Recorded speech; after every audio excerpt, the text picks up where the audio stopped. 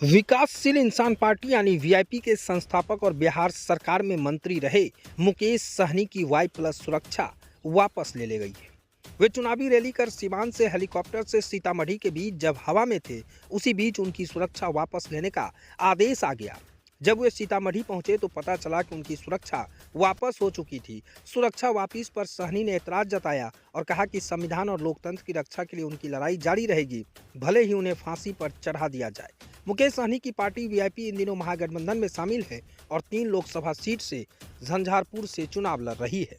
तो साफ तौर से कहें, जिस तरह से मुकेश सहनी ने वर्तमान सरकार पर कटाक्ष करते हुए कहा है कि आपको बता दें कि 3 लोकसभा सीट पर मुकेश सहनी की पार्टी चुनाव लड़ रही है, जिसमें झंझारपुर, गोपालगंज और पूर्वी चंपारण से चुनाव लड़ रही है।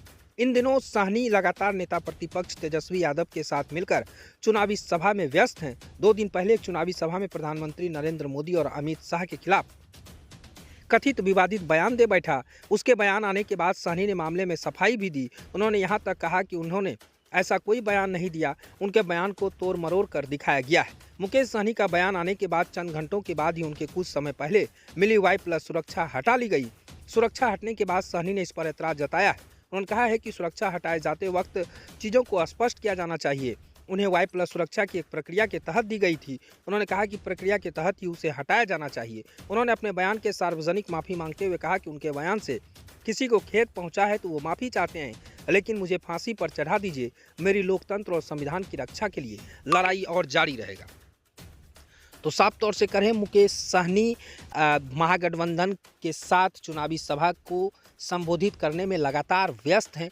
हर जगह नेता प्रतिपक्ष तेजस्वी यादव के साथ चुनावी सभा को संबोधित करते हुए नजर आ रहे हैं। लेकिन जिस तरह से मुकेश सहनी सीवान से चुनावी सभा को संबोधित कर सीतामढ़ी की ओर रवाना हो रहे थे, उसी बीच हवा में ही यानी आसमान में ही हेलीकॉप्टर में सूचना मिलती है कि मुकेश सहनी की वाई प्लस की सुरक्षा छीन ली गई है।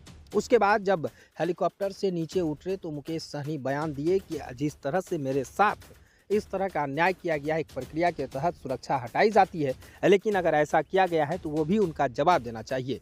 भलो आप फांसी पे चढ़ा दीजिए, लेकिन हम लोकतंत्र की और लोगों की लड़ाई के लिए हर समय तैयार हैं। इसके लिए हमें जो भी करना होगा वो हम करेंगे, लेकिन हमारी सुरक्षा हटाई गई है, इस प्रक्रिया के तहत हटाई जाती है, लेकिन उसका भी जवाब दीजिए। देखिए, 2 दिन पहले ही चुनावी सभा को संबोधित करते हुए मुकेश सहनी ने देश के प्रधानमंत्री नरेंद्र मोदी और देश के गृह मंत्री अमित शाह पर विवादित बयान दिए थे। उसके बाद मुकेश सहनी ने फिर पटना पहुंचते ही मीडिया के सामने में उन्होंने माफ़ी मांग लिया। उन्होंने साफ तौर से कहा है कि अगर हमारे बयान से किसी को खेद पहुंचा है तो उसके लिए माफ़ी चाहते हैं।